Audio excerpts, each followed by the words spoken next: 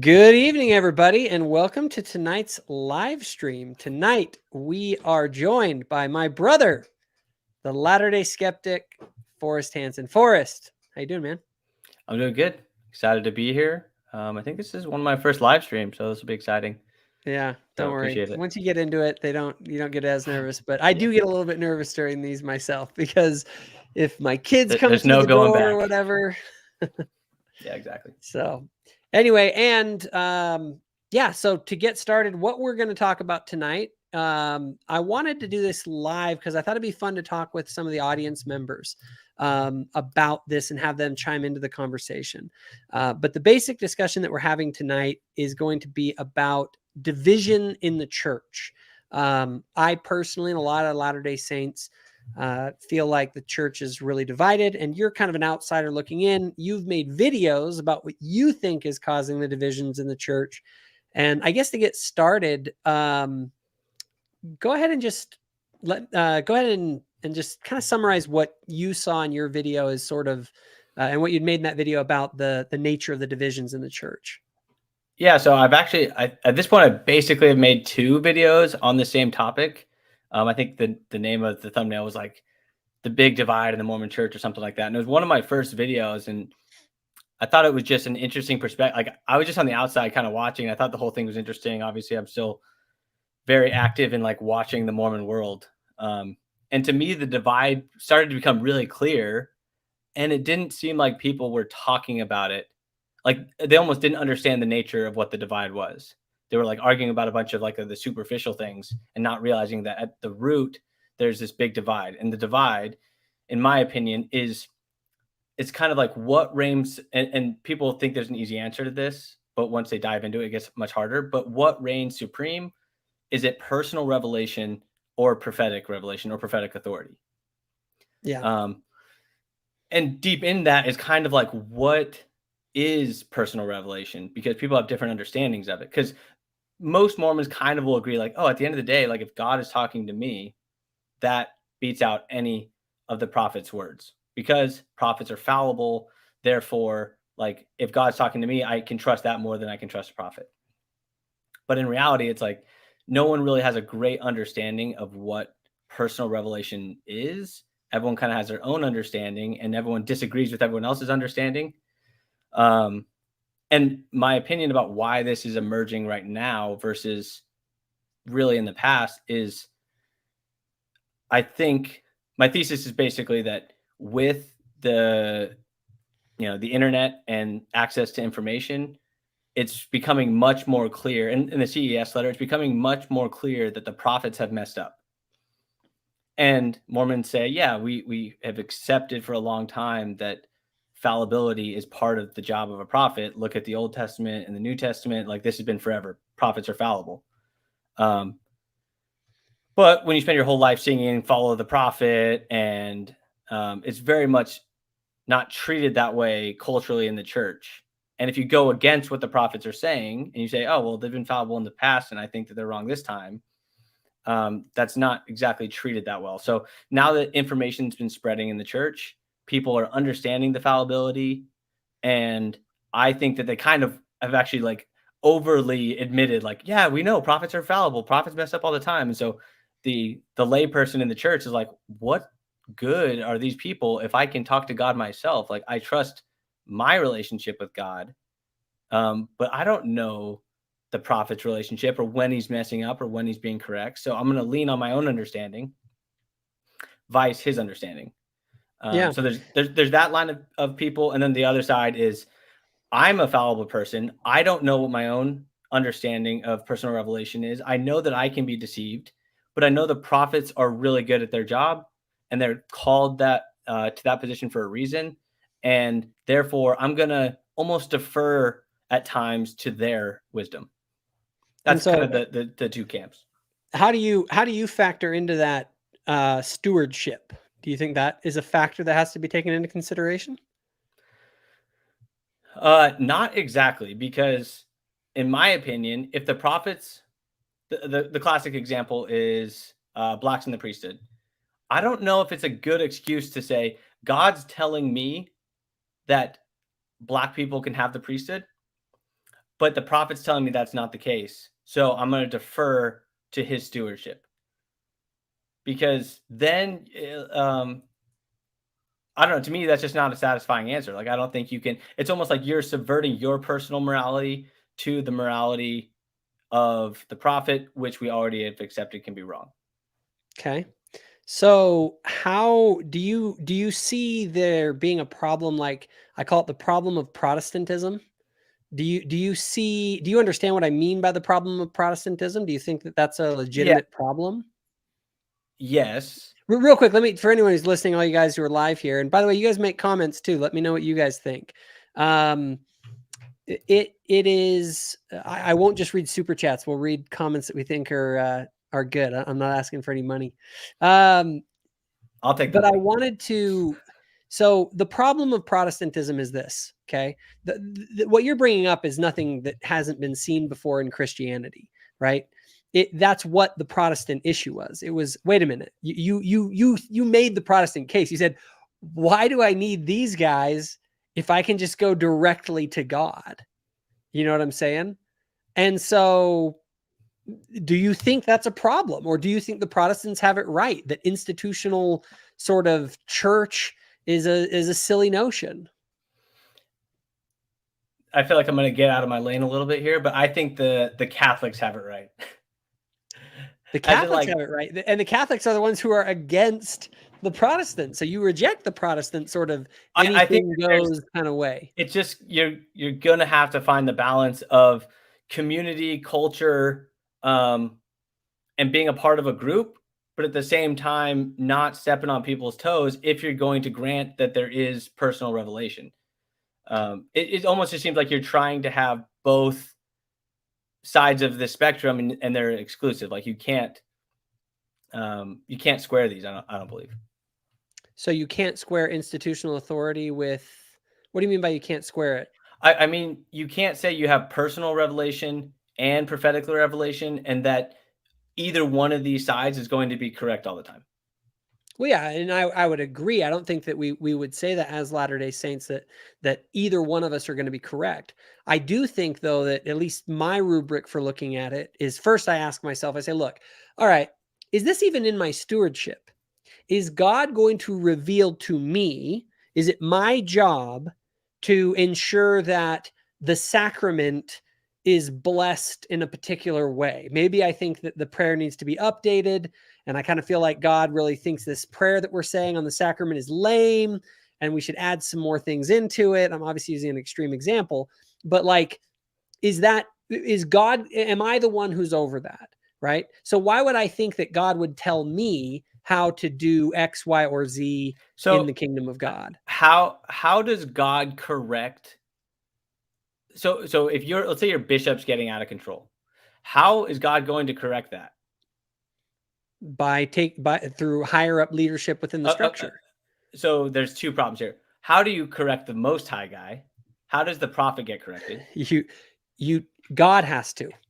And then also at a practical level, and we're almost assuming that God is, I presume that God would act at a practical level. Like, your stake president isn't gonna have the same gauge on the bishop as you would. So if you're a bishop and you're the first counselor and your bishop is doing something totally crazy, like the example you gave is kind of benign, but if it was something more extreme, I feel like you probably would get involved. Yeah. Especially if there's I'm a even a temporal believer aspect that if a leader is out of control and you no longer feel you can sustain him because he's not serving Jesus Christ, I don't think you should sustain those leaders. I think there's a reason that we sustain our leaders, and I think it does act as a signal to the leadership that, hey, something is going on lower in the church, to say this isn't okay. But you also got to accept the consequences of doing that, because what you're basically saying is you're saying that I think that God feels this way about this issue. My thing is this: you might be right, but you might be wrong. And so the problem is, just because people are like, oh, well, my personal authority or my personal revelation tells me, it's like, oh, great. Why should I believe your claims to personal revelation over President Nelson's claim to revelation from God? right? Yeah. And I look at it, but I also look at it in terms of stewardship.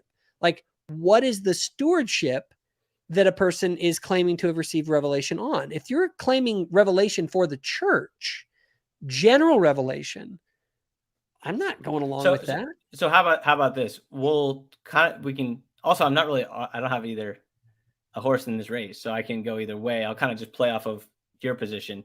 But for example, let's take stewardship out of it and just say, the prophet says that worthy young men should go on a mission. I tell you, I prayed and my personal revelation said I shouldn't go on a mission. First of all, who has stewardship over me?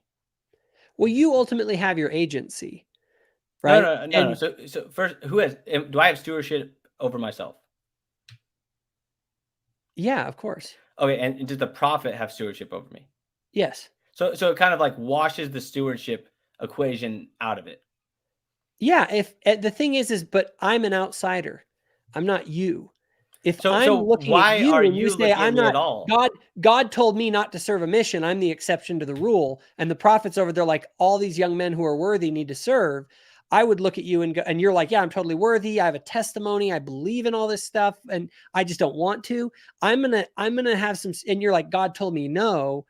I'm going to probably be doubtful that that was God that was telling you to not serve your mission. So do you think it would be, first of all, what's your position relative to me? Let's just say I'm an outside observer, and I'm not. So I'm not, I would say what your judgment is presuming a stewardship over me. Like, no. It's just a judgment. It's just a judgment. It's just a question that's being posed. If someone came to me and said, do you think God really told that young man not to serve his mission? I would say, I don't think so. Like, I don't see any reason to trust this rando young man that he got revelation from God not to serve a mission. I think it's more likely, more probable that he just doesn't want to. Yeah, and I feel like I'm getting forced into like defending this. I don't care either way, and I don't know either way. In my opinion, I don't think any of these people are having revelation. But this is the divide I see in the church. I see that some people will say, Jacob, that's because you don't truly believe that you get personal revelation. You just are defaulting to the authority of the leadership. You don't have the relationship I have to God. I have a very close relationship to God. And that's the Protestant sort of thing. When you eventually begin to go beyond your stewardship, what it does, it makes the prophets irrelevant.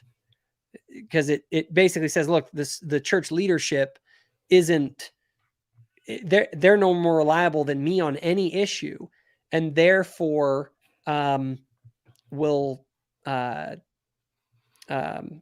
I'm sorry, I'm just like drawing a blank. Therefore, we'll do what the Protestants do, and I'll just go my own way. But then you get into the Protestant problem of everyone. There is no institutional church. It's just a bunch of people making up whatever the heck they want, and there is no ultimate authority. So how do the Bible? How do the Catholics handle this, considering they don't believe in prophetic authority? Yes, they do. Or prophetic revelation. I think that they do, not in the same sense that we do. But they definitely believe in ecclesiastical authority. It isn't so much about revelation, it's about authority, because those are two separate concepts. Authority is who has the ability to make the call. Sorry, I don't know if I misspoke or if we're unclear. I'm talking about the revelation piece. Okay. I think when someone says God is telling the prophet something, but that's different than I feel like God is telling me, how do you square that? That's a challenging thing that the church is trying to overcome. Yeah, no, I don't think that at any point in time you can say, I would say, how do you know if something is revelation from God? If that's the question, that's a question that everyone asks all the time. And frankly, I think that the best way to know if a revelation is true is by its fruits. That's kind of what Jesus taught. But I think it's important though that we make this distinction, because there's a distinction between is something from God or who has the authority to make the call. Someone who's in the military knows, even if someone maybe is making the wrong call, you got to recognize that they get to make the call. Yeah. So I think that's, and in the military, it's the same. I think you are, what's the correct word for it? Like you're not taking moral responsibility, and you're just taking the get out of jail free card. I think that's extremely dangerous. Not to mention, I actually don't think you do that. If you saw these leaders doing something horrible, I don't think you'd say, yeah, not my deal. Yeah, no, for sure. And I think that, and I do believe that there are, like, you should stop sustaining leaders. I mean, you leave the church at some point. You say, these guys aren't what they claim to be. They're liars. They're immoral. These are not prophets. So maybe God. that's at the top, but what happens if it's your bishop? Like, I know you're saying, like, you talk to your stake president, but I mean, at this level, we're just talking about like bureaucratic problems of like, how do you get a bishop out that you think is being immoral or is doing something? But I wouldn't say, but that isn't where the real divide in the church is over bishops. Let's just be real. The divide in the church is over all like the family proclamation and over the doctrines of the church that some people, reject. So definitely. Those are matters of, like in that video, I think brethren, like, who gets to make the call here, and are they making the right call? So you keep slipping, I think, into that who has the authority side. I agree with you that technically the authority in the hierarchy is that it's not your stewardship as an individual. But the point is, they've been wrong and like morally wrong in the past. So what do you do when you're in that dilemma where God is saying, Jacob, these guys are totally off on this? Okay. And step up as a priesthood leader. Yeah. So I'll do, first of all, I think you keep it in-house there. You go to the authorities within the church and you talk to the ones that you have stewardship over about your concerns, and you ask them if they can move it up the chain that they do. And you work it out within the system. It's kind of like within a marriage. If I got a problem with my wife, I shouldn't be going out in public and talking about how terrible she is. What I should do is go and talk with my wife. So I think this would almost be easier too to discuss it in terms of, we'll say, gay marriage. I think in the video, that's the exact topic I brought up. And I think that's the topic that we're both kind of dancing around in the church, at least. Like, that, in my opinion, is bringing this whole conversation to the forefront. Yeah, for sure. It's the cultural change in 2008, California could not pass a resolution on gay marriage to legalize it. Okay. And Barack Obama ran as a pro-traditional marriage president. The change that has happened in our society culturally over that issue has been monumental. And the question is that I look at it and I go, okay, here's a good test for the church. Are we going to abandon a particular moral position over that? Now, obviously, that's the nature of the divide that's there, and I don't necessarily want to go into trying to resolve that question per se. But what I do want to say is you have to look at it and say, all right, so you're a member who thinks gay marriage is totally legitimate. We should have sealings of gay people in temples, whole 9 yards. How do you deal with that?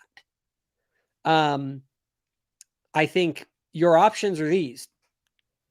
Voice your concerns to church leadership, but ultimately you have to remember, we have this idea because live in a Western democracy and we've been so ensconced in the democratic ethic that we think that the church the church is run from the top down, not from the bottom up. Yeah. So playing the other side, the argument is that so many things have changed in the church that seemingly have come from the bottom up that people don't buy that argument. They say, look at obviously blacks in the priesthood, in the priesthood is a huge one. Like, that changed because there was social issues that were pressuring the leaders to actually reconsider their position. Okay, so here's what I'll say to that.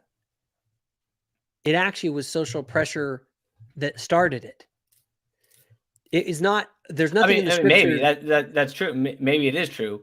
But either way, you're proving my point that the prophets get swayed by the bottom up. So there's no doubt that if the blacks in the priesthood thing, if there was influence that came from below, which I'm not ignoring, I think that, as Elder Corbett talked about, it came through the right channels.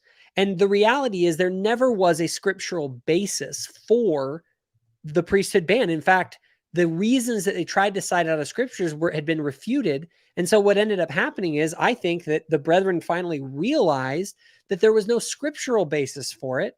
And they ended up realizing that, yeah. And was it people at the bottom who might have done that? Sure. Yeah, exactly. But, Well, and that's the point. Is like, just so everyone knows, I do believe that the Lord made that apparent to the leadership of the church so that they did it. I don't think this was just, hey, we engaged in activism and then we got our way. And by the way, that's the only issue, so far as I can tell, in the church that really is a significant, let's say, quasi-doctrinal change that was made in the church related to so I don't know how social movements. Are you not accepting the polygamy? So I don't know how. Are you saying because the church still accepts polygamy? Here's the thing. We've not rejected polygamy. Just so everyone knows, like, we believe in polygamy still. Yeah, we just don't believe that it's like, always authorized. We recognize it as an exception. Yeah. So but that's just like, in my mind, a technicality. They would say there was pressure to stop the act of polygamy, and the leaders felt this pressure, and so for the good of the church, they stopped the practice. Again, this is me making the argument of like, the reason they did it was because the federal government was going to confiscate the temples and the other property of the church, and they were basically going to bring down the hammer. These are all examples of the brethren changing the position of the church based on pressure from the bottom up. The brethren of the church are, the Lord, I believe, responds fully to the changing circumstances in the world, but I don't think he changes on everything. Remember, polygamy was always a temporary, when necessary, when it was beneficial to building the kingdom of God. That is the position of the church,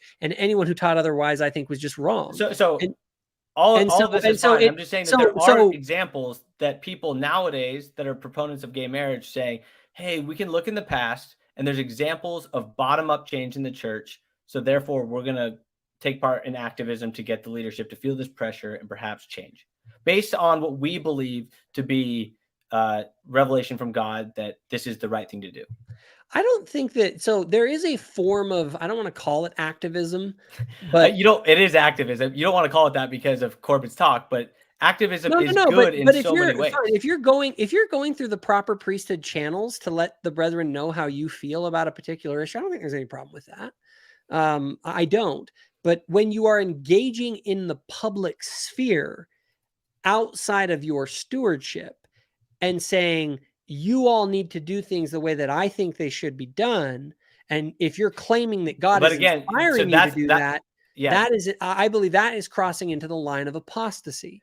But what you're doing is, that was a little bit of a straw man. They're not saying the way I believe it should be done. They're saying this is the way I believe God thinks it should be done. Then you're claiming revelation for the church, even though you're not a prophet or apostle of the church. Yeah, and they would point to the fact that this has happened in the past. I do not believe that God was the one who inspired the government to go after polygamy. For instance, I don't think that whether or not, even if I'm right, okay, it's not my place. I had a really interesting experience on my mission, actually, because it's really funny that this was one of the biggest takeaways from my mission. In fact, my last night on the mission, I wrote this down in my journal, and I wanted to write down things like, what did I really like? What is one of the big things I learned? Weirdest thing, but it was a big, impactful spiritual experience I had. And in my mission on the first transfer, sports got banned entirely. I was in Argentina. Like, I didn't get to play soccer for 2 years. To this day, I'm like bummed about that. Okay. You should have played soccer. It bugged me. It bugged me bad for the first year of my mission. I was pretty annoyed about it. But then I started realizing something, and I had what I can only claim as a spiritual witness or something that said, Jacob, even if you're right, it's not your call. And I began to realize that there was an immense wisdom in that at the end of the day, I have a particular stewardship that I'm over, and other people have it over other stewardships. So that's real quick. Let me finish. And so what I've come to realize is that, and I've used this before, institutional integrity matters, because what happens is that it's kind of like let's say that you were right about vaccines, right? Someone had something and they were right about it, and the doctors got it wrong. you got to be careful that you don't undermine faith in doctors just because the doctors made a mistake. And so by handling things in-house, you avoid eroding the institutional integrity that's still there. You end up emphasizing the fallibility while ignoring all of the things that they get right. And you end up becoming this person who's just a critic of the church all the time. And what you do is you erode faith in the institution. Now, you might be like, right on, it's an institution. No, I mean, eroded. For this conversation, I don't care either way.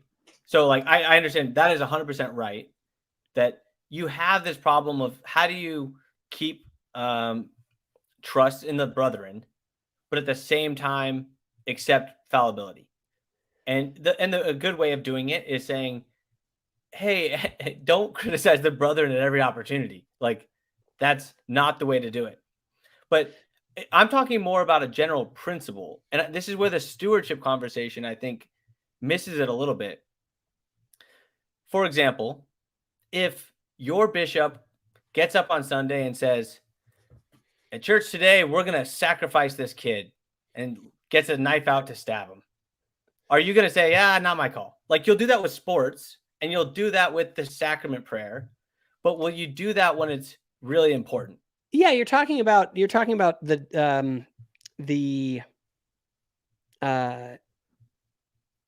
is there a line at which you get out of there and you abandon them, basically? You say, no. You may say the bishop is messed up, and not the church is messed up. The bishop is out of line. Yeah, no, and you can do that. That's why you have to sustain your leaders. Okay, so this guy's getting up to sacrifice. You'd say, I'm not about this. No, obviously, if someone's about to sacrifice someone, I would think that they'd lost their mind, and I'd go up there and tackle him and take him down. Okay, so all I'm highlighting in this point is that your disagreement is a disagreement in not a disagreement in kind, but a disagreement in magnitude. So someone that's fighting for gay marriage, they think this is a very serious problem, and the church is way off. And you are fine with saying, I know it's not my stewardship, but sometimes when it's a big enough issue, we need to get involved. And you just disagree that this is a big enough issue. Yeah, yes. And I would say at some level, what you do is that you leave the church, right? No, but you don't leave the church if the bishop is... If the church is threatening to, like, nuke the United States, like, yeah, you send in SEAL Team 6 and you go and whack Russell M. Nelson. But you don't, like... No, but I think that's a little bit of a cop-out. There's two options. It's leave the church or get the people that you think are out of tune with the spirit out of leadership positions, and or try to influence them. Like, there's these other routes that a member that doesn't want to leave the church and they love the church and they think that God is talking to them would say, it's not that the church is wrong. It's that these people are now fallen prophets. They're no longer inspired. Yeah. And you should be honest about that and raise your hand and stop sustaining them. Yeah. I mean, I'm not disagreeing with that. That's where my issue is I'm just saying that they're not honest about it, because the church has a mechanism for actually getting rid of people that are apostates. People actually, this is the thing, people should leave the church. Like, if you no longer believe that these guys are the authorized key holders of the church, then you leave, because that's what makes the church what it is. But this is what actually, I'm just curious. I don't know the answer to this. Like, according to Mormon doctrine, if the prophet goes astray, what do you leave and somehow start a new church, or do you try to reestablish the keys in the existing structure? There aren't a lot of precedents for that or scriptures, because we don't believe that. No, you believe that prophets can go astray. Yeah, but we don't believe that the church will go astray in this dispensation. That is not a belief that we have. So you don't believe that a prophet could lose his prophetic authority? I believe possible. Yeah, exactly. It's almost like you have a contradiction here. You believe that prophets are fallible. You believe they're human, and that you believe that they're capable of making mistakes that are so grave that they would lose their prophetic leadership. Yeah, and at that point, the church wouldn't be what it claims to be. So what would you do? What are the options on the table if all of a sudden you see the prophet going? What are the rules? What are the rules when you leave the church? I don't know. No, I'm not saying when you leave the church. I'm saying, would you try to have the quorum of the 12. The church no longer, remember, Forrest, the church no longer exists if it doesn't have the keys of the kingdom. It's like that's what the church is. I know. The church My is the question is, hierarchical what are authority the ways structure to that go exists about? to administer the ordinances of I'm salvation. saying, what are the ways of reestablishing the keys if the prophet, who is a human, which is capable? Like, I assume that there's some mechanism of reestablishing the kingdom on earth if the dude at the top happens to. It's like a there is nothing like that within our scriptures. The only precedence for it is the great apostasy, in which God himself came back to the earth to restore the keys. Okay, so if you lose faith in the prophet, the whole church crumbles. Yeah. Interesting. Yeah. And that's the way it should be, because we're built upon a foundation of apostles and prophets, with Jesus Christ being the chief cornerstone. If you get rid of them, the building falls down. That's but what I'm saying is, like, you guys, it seems like you built your foundation upon sand, because you built your foundation on people that are fallible and able to fall prey to the sins of man. And yet, if one guy falls, aka Nelson, falls, then the whole church just dissolves. I don't know if actually, I will say, I don't know if the quorum of I think the quorum of the 12 holds all the same keys as the prophet, if I'm not mistaken. And so if it isn't one person, I do believe that the quorum of the 12 could still be considered authoritative. Well, that's kind of what I'm getting. Like, what are the options, just out of curiosity? Like, if the prophet, like, let's use a totally crazy example, literally gets schizophrenia, or is schizophrenic. Like, yeah, no, if somebody, what would they do?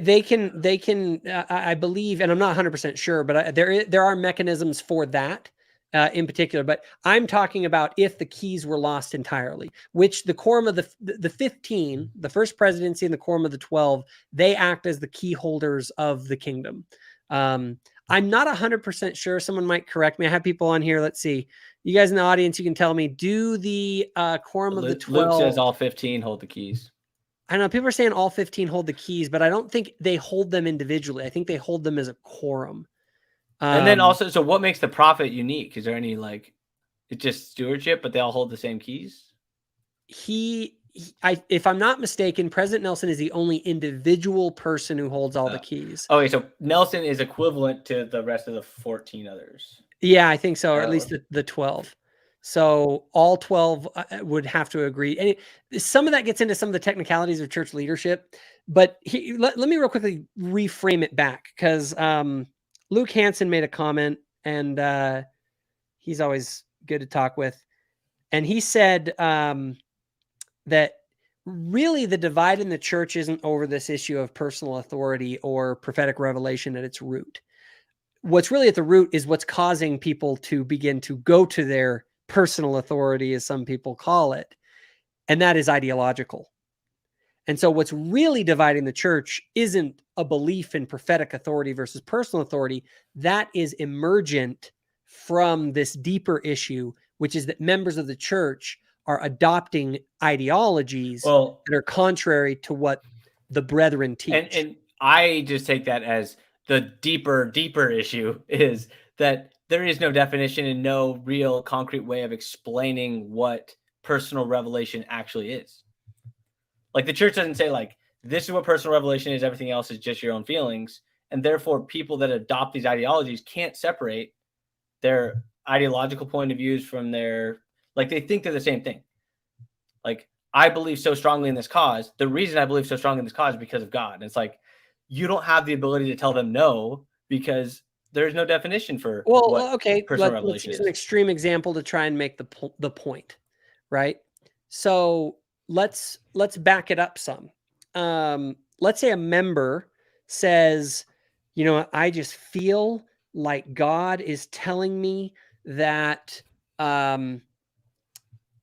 all paths lead to heaven, right? Like, all paths do. And the brethren are wrong about this. And we don't need Jesus Christ. It's funny that you're using this as like an extreme example, because I think next to, like, the gay marriage issue, this is kind of the Protestantism seeping into Mormonism. Is like, hey, I don't like to judge people. I think that's wrong. And when we draw these lines, we end up, like, dividing. So I think if I understand God correctly, he just accepts everybody that is a good person.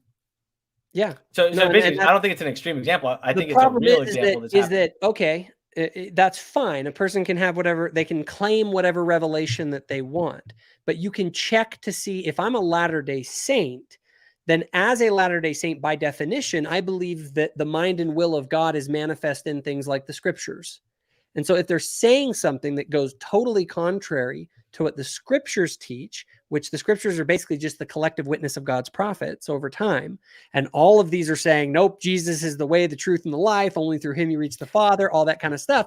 And then they come up with some other gospel or other idea that runs contrary to this, then I would look at their revelation and I would say, is this person inspired of God or not? You're sounding like the Protestants right now. You're sounding like the Calvinists. Like, you can't just go to Scripture, and you know that. That's why you have prophets. That's why you have personal revelation. Who wrote the Scriptures?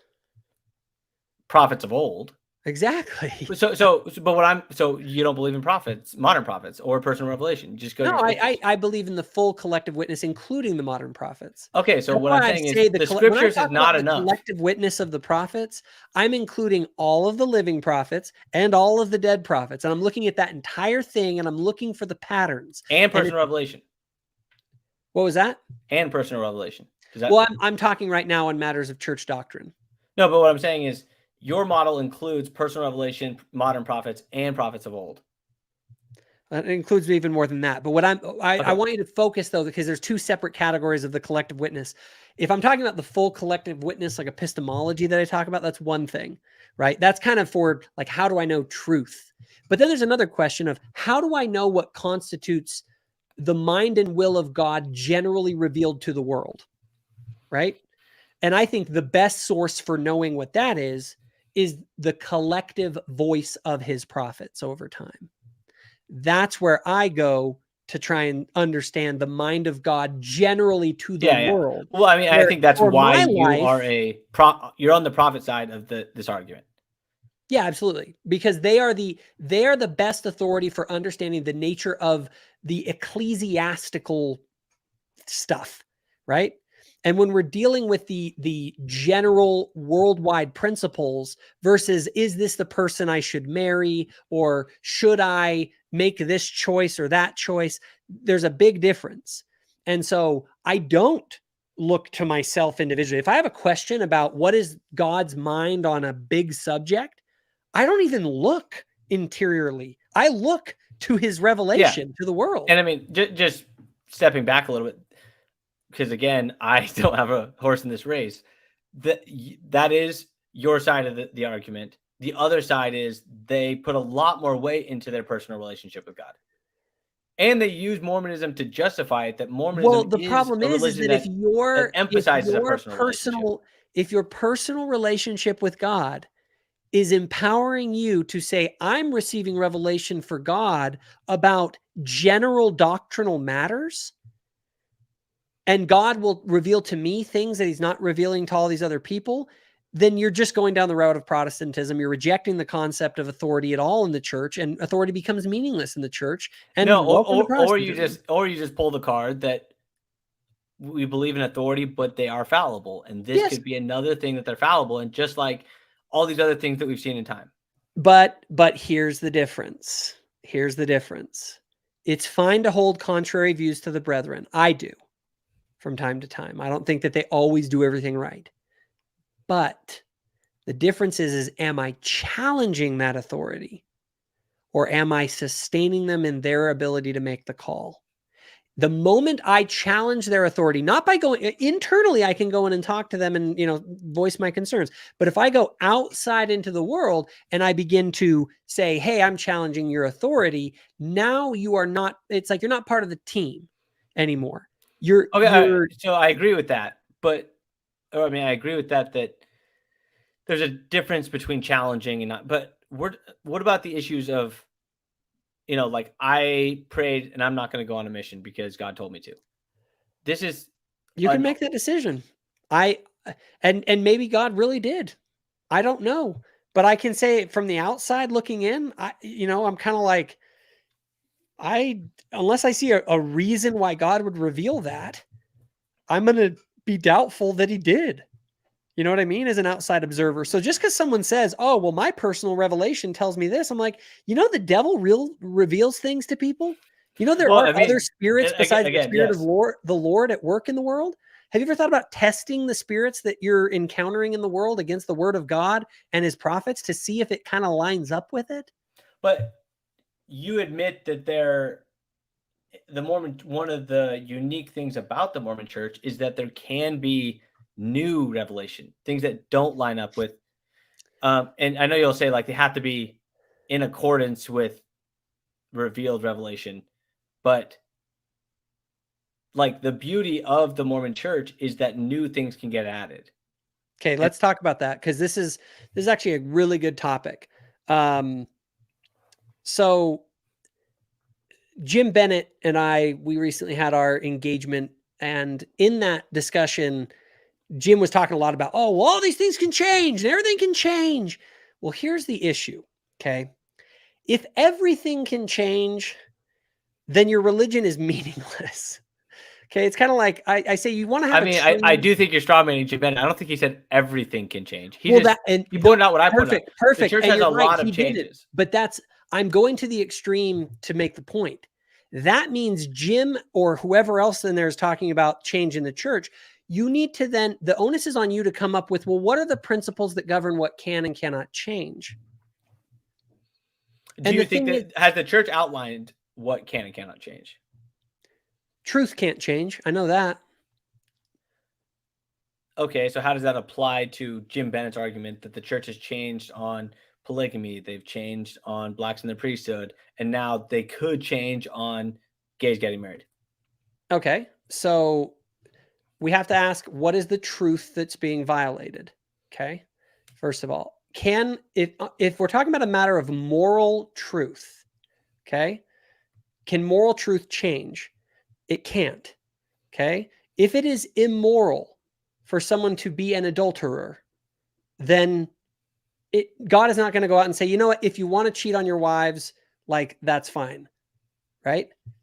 So what I know people right now are like, oh, Joseph cheated on his wife. It's like, no, actually he got married to those other women. And if polygamy is valid, then he wasn't cheating on his wife. So just FYI. So moral truth doesn't change. So with polygamy, there was no moral truth that was changed. It was a doctrine that go read Jacob 2, written well before polygamy was instituted. It says it's the norm is monogamy. Occasionally I will authorize polygamy for my purposes. Okay. So having that change doesn't really do anything. The blacks in the priesthood ban was a mistake from the start. It should have been changed, in my opinion. It was the product of the culture of the 1850s and Brigham Young's own ideas that he had. There was never any official revelation or anything like that given about it. The justifications that they tried to make out of the scriptures all fell apart. And so, of course, that should change. It was just an error. Like, no moral truth changed. It's a very different thing to say that for the past, all throughout the church, all the way back to Leviticus, homosexual sex has been morally wrong with an entire set of good reasons backed in scripture as to why it's wrong. And then to have them come and say, oh, guess what, guys? You know what? Shoot. Just so happens everyone's been wrong until today on this issue for the past thousands of years. And it just happens to be at the time when everyone is agitating about this issue socially. That would very well show me that that was a social decision that they would made. And frankly, in my mind, it would be grounds to stop sustaining them as prophets, seers, and revelators. Okay. What about alcohol in the church? How does alcohol in the church look when you apply that exact same standard? So, like, Jesus drank wine, and it wasn't grape juice for anyone who thinks that. Joseph Smith drank wine. Yeah. I think they drank wine the night he got killed. So I'm pretty sure somebody smuggled in some wine to him. First of all, is drinking wine a sin? Yes, and depending on the context. All sin is context dependent. So what context is drinking wine not a sin? If, for instance, as it was in the ancient world, my best understanding around that Joseph issue. Smith drank wine, not the ancient world. Yeah, Like, but now, even in his world, even in his day, the nature of refrigeration, so you think the danger of was Joseph water Smith drinking even, wine because of the nature of water? That's one reason, I think. Okay. So what about tobacco? Just the ability to store grape juice, So or let's go to, we juices can just generally. what about tobacco? Was tobacco basically Tobacco's a more recent thing that came about, and the word of wisdom came out against it. And I think Joseph and some of those guys didn't take it seriously enough. I think that was the whole, like, growing up Mormon, kind of the beauty of Mormonism was the fact that you get this new revelation that gets you closer to God's will, even if it was wrong in the past. It wasn't in contradiction to anything in the past per se. Isn't alcohol totally in contradiction with unless you're trying to make the case that Joseph Smith and everyone in Scripture does it. Nowhere in Scripture does it say like alcohol's great. And in fact, even the earliest Christians, when Jesus turned water into wine at the wedding, why didn't he just turn water into clean water? And why was it at a wedding? Because fine. I've never been bugged by that much. I look at it as it's a principle that we're trying to get at. You're saying the word of wisdom, as I understand it, is funded on a more fundamental principle of health. Okay. And I can see that there are reasons in the ancient world where having a glass of wine, and it's always been wrong to like get drunk, but to have a drink of wine wasn't necessarily sinful. Comes out nowadays, I'm not even going to speculate. I'll just give a theoretical. If science comes out now and says 1 glass of wine a day is good for your health, will you say, okay, so we're supposed to drink wine? No, I wouldn't. And I don't think that wine is necessary today as it was in the past. Wine is something that, and wine isn't super dangerous. I think it is kind of a gray area. But I think in the context, most people now drink wine because they want to get drunk. Okay. So we're getting lost. People in the past who drank wine, it was just the way that they could store a good tasting drink. And yeah, they didn't mind getting drunk on it, but I don't think Jesus was out there getting sloshed with his buddies when they drank wine. You don't think Jesus turned water into wine for the wedding because of, you think it was because of health reasons? Maybe he turned it into grape juice, but they just called it wine. We don't know. Okay, but the point is if you use this idea that if you look throughout time and if something changes, you think you have a giant red flag that it's probably false doctrine, you would think that drinking wine would be false doctrine. No, the collective witness model totally says that drinking wine is false doctrine. I think what you can see historically with the consumption of alcohol is that God didn't have any commandments about it, and that God will reveal higher and holier ways to live our lives. And so in the past, he permitted it, but then eventually a revelation came along that said, hey, this is a higher and holier way to live your life. And I think that's great. So also, first of all, exactly, like there's higher and holier ways. So maybe it appears to be in contradiction, but maybe it's just a better way than in the past. It's not actually a contradiction. But you're right. And you can do that with alcohol, but you can't do that with things that were expressly forbidden. And then you say, this is totally a sin. Oh, but now it's the higher, holier way. But I guess you're doing the opposite of that with alcohol. Like Jesus, who was perfect, drank wine, and now drinking wine is a sin. That's a contradiction just as much as the opposite. I don't think so, because I look at the wine thing as something that Jesus permitted and allowed for people to do. We don't know that he was drinking the wine that he made at Cana anyway. I'm not saying he didn't, but I'm fine with the idea that he drank wine. With that said, I think that the Lord will permit people to live normal human lives, and that he calls us to higher and holier ways. And that even the earliest Christians, this is an interesting fact I learned recently, some of the earliest Christians held that living alcohol-free was the higher and holier way. And these are amongst the very earliest Christians, that they saw it as something holy you could do was to deny yourself of any alcohol drinks. Okay, that's all fine, but Jesus drank wine. So it's like, that's a huge, anyways, we're getting lost in this. And I would say in that context, it wasn't a sin. something interesting that I just thought of as we were talking about this is, what's the Mormon story for the word of wisdom? Was it like the cultural story of how the word of, or let's say tobacco in particular. What's the story that we've been told? I believe it was at the School of the Prophets. Some of the brethren were chewing tobacco and spitting it, and it got on the wall, and Emma had to clean it, and so she complained to Joseph, and Joseph Exactly. kind of was like, "What does the Lord think about this?" Isn't that a perfect example of bottom-up activism? No. Activism is when you go, if she was out in the streets agitating that the members all go to Joseph's house with flags and rainbows and tell him about how he needed to change the doctrines of the church. But Emma going to the prophet and saying, "You and the Emma brethren going to spitting her tobacco." husband? Yes, I think that the prophet's wife can have conversations with the prophet about things that she thinks should change the church. I think I can talk with my bishop. If I were buddies with the prophet, I'd do it myself. I might write him a letter if I'm concerned I about mean, things. regardless, the point is that it's bottom up. Oh, I don't deny that in counsel with other people that we can that things can be revealed and that inspired solutions can be found. I don't deny that, but that's not the way I'm defining activism. I'm defining activism when you go outside the house. That's the issue.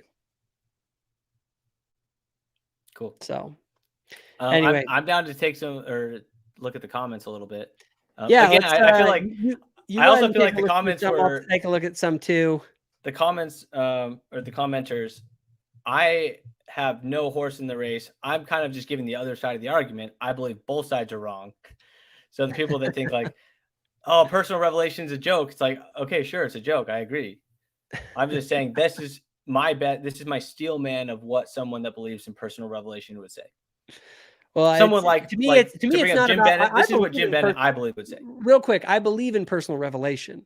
I just believe in that there is an authority structure that must be preserved in order for the church to exist, because that's what the church fundamentally is. It's an authority structure. Yeah. So I guess we never really got to the direct question. The question is, can your personal revelation be in conflict with the prophet, and what do you do in those circumstances? First, I'm going to question why. I'm going to have to really check myself. I'm going to tell you what I would do. I'm going to check myself. I'm going to go, okay, I'm disagreeing with what is the equivalent of the 12 greatest brain surgeons. But are we talking about brain surgery? Or are we talking about like which sports team is going to win the Super Bowl? Then I'm also going to look at, do I have a good reason to think that they're in error on a particular issue, right? And if I really, truly do feel that way, well, then I have to ask myself a couple of questions. I have to say, is this something that's worth leaving the church over? Is this worth me stopping sustaining them as prophets, seers, and revelators? If it isn't, then I have to say, then I'll continue to raise my hand and sustain them in their position. And what I'm saying is, you guys get to make the call on this. I feel like that question I feel like isn't the right question. The question let me give one last thing, one last option that I do see, and then I promise I'll give it to you. The other is that I'll work within the church, and I will work within my stewardship to make my concerns known within the house in order to hopefully influence what's going on within the church, and to maybe even give the brethren or whoever I'm in contact with reasons to consider why I think that they got something wrong. So you believe in activism within the church? That's what you AWT or AWC? Yeah. I would use a different term for it. I would call counseling amongst ourselves within the church. The church believes in counsels. Your leadership is what you would call it. What was that? Pressuring your leadership is what you would call it. No, you just counsel with one another in a spirit of trying to find the right solution. You're not an activist until the moment that you're challenging their authority. Cool. I'm tired of playing the apologist, the Mormon apologist. All right. Well, let's see here if there's any. Here's a hot take on the alcohol issue. Wine isn't evil. It's immoderation that is evil. I think no alcohol rule was a temporary principle for us in the current time. Activism. Take it to your bishop. Real quick, I want to ask people about that. Did I get it all wrong, you guys, on the alcohol issue? I felt like I wasn't as strong as maybe I could have been on that one. Maybe Forrest won that one. Maybe we need to get rid of the word of wisdom. Why did Jesus drink wine? And why did Joseph Smith drink wine? Yeah, and Brigham Young. Yeah, and if you're following the collective witness, what would you think about the word of wisdom? I don't have an issue with it. I think that it's permitted, but it never was like endorsed. And someone said, "What about coffee?" Yeah, I mean, coffee's the same. It's just the issue is I don't have as good of. Yeah, Jesus wasn't drinking coffee. Yeah, that's the issue. But I mean, obviously, coffee's in my the word of wisdom. Totally Anthony pointed out that the word of wisdom says that you can drink beer. Who said this? The word of wisdom, Anthony Miller. Oh yeah, that's Anthony Miller. Yeah, it does. Yeah, I knew that. Yeah, it does. But that's also one of those things that like, well, the prophet said that you could drink beer. Well, then the next prophet said you couldn't drink beer, and your current prophet says you can't drink beer. So don't like. Well, but you gotta recognize it. So that logic applies when it's like there is no precedent for it. Well, something like wine, where you have prophets to say you can, and the perfect being Jesus drinking wine. Then you have a prophet now saying no drinking wine. You'd say, "Hey, I'm using my epistemology of collective witness. I think you're a false prophet." Let me back up just a hair on it. What I would say is wine and certain drinks, I don't think that it is like a moral truth. The moral truth, I think that really undergirds all this is health. So that's fine. But can you go to the temple if you're drinking wine? That's the problem. No. But I think you're violating something else if you're drinking wine. You're violating obedience, as I see it. And I do think you shouldn't drink wine. I don't think there's a good reason to drink wine. I think back in the day, there may have been reasons why wine could be tolerated by the Lord. But at some point, it's like, so I don't know that it's necessarily the violation of a moral truth, an unchanging moral truth. And I think that all of these things are I think morality is context dependent, because what can be wrong in a particular circumstance could be right in another. You know what I mean? I do believe that is like situational ethics, I think, is actually. Yeah, but that's why I asked you if our best science, and I'm not saying this is the case, although I've heard it is the case. If our best science says that drinking a glass of wine a day increases your health, do you think that the word of wisdom is now telling you should drink a glass of wine a day? No, because I could see why drinking a glass of wine, even if people say that it's good for your health, it's like, okay, but if people don't drink wine because it's for their health, they drink it because they want to get drunk. And and people will start to get drunk when they start drinking wine. In theory, if you had perfect discipline to just drink one a day, you would say drink one. Yeah, no one does. And so the Lord, I believe, is inspired to command us that, hey, in the current context, you guys don't need to have wine. There's no need for it anymore. And so we're gonna include it in the word of wisdom's prohibitions. Do you think the word of wisdom should be called the word of rules that you must follow? It seemed like it was guidance back in the day, but now no. And it wasn't originally given by way of commandment. It was given as a word of wisdom, but eventually it was made into a commandment by later prophets, and they had the authority to do that ecclesiastically. So yeah, they had the authority, but the collective witness model says that it's a false doctrine. No, it doesn't. Jesus drank. Again, we're getting tired of it. Hold on, no. This is important, though. This is important. Remember, I'm not saying new things can't come about. I'm saying that the things that come about must be consistent with and not contradict past truths that we reveal. I know. This is a perfect example. Jesus Christ, who was perfect, drank wine. Saying that it's a sin to drink wine is a contradiction. Not in all contexts. I would not say that drinking wine in all contexts is a sin. So give me a context that it's not a sin. I'm dying of thirst in the desert, and I decide to drink some wine so I can make it to the. Was that the context for Joseph Smith? No. So was Joseph Smith sinning as he drank wine? No, because the Lord had not commanded anything against that at that time.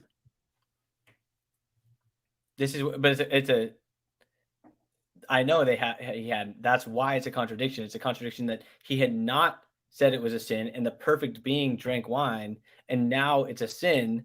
Those are conflicting doctrines. No, because something can be a sin once the Lord commands that you shouldn't do it, because the context of our society generally has changed, and Okay, therefore so the Lord is apply that to saying gay in marriage. new Maybe the context. Lord is saying, now we have a lot more gay people, and I want gay people to go to heaven. The context is different than throughout the Bible. Perfect. So why don't we change it to allow gay people to have temple marriages? Okay, you'd have to make then you'd have to go and ask yourself, well, why do we have marriage at all? Like, is there such a thing as a gay marriage? Well, Like, it's a whole other because in topic. order to reach the celestial kingdom, you have to have a temple marriage. And we want gay people who are in earnest trying to live their best lives to be able to reach the highest degree of glory. Okay. And what is a marriage defined as? In Mormon doctrine? Yeah, by God. Man and woman, eternal, done by a prophetic authority, and also No, done in the temple. it's just the union of a man and a woman. Okay, let me let you know a little secret. Well, I'm making a video about this exact topic. That's fine. And you're completely wrong. Your doctrine says that it's between a man and a woman, it's eternal, it's done by prophetic authority, and it's done in the temple. And for some reason, you only want to hold on to that one topic. Well, so all if right. you want to bring up the other topics, that's fine. But then my marriage is no longer valid. All right. So I don't know why you hold on to the one issue when if you want to talk about temple, or if you want to talk about the Mormon definition of marriage, it's 4 different things. Okay. That's what eternal marriage is defined as. That's true. Yes, but what does Mormonism have besides eternal marriage? You don't know? No, I don't know. We have marriages for time only. Okay, so what is the we definition perform of those kinds of marriages? How and when and where? A bishop. Bishops will marry people for time. All the time. And we recognize the marriages done by the state as marriages for time. Yeah, so what is this definition that you're talking about that is man and woman? That's what a marriage is. There's a difference in a marriage and an eternal marriage. But what definition? Is that your arbitrary definition? This is actually, yeah, this is literally the topic I'm going to make this video on. And I wrote the script already. Let's hold that for another video. Real quick. Anyway, I'm going to kind of wrap this up.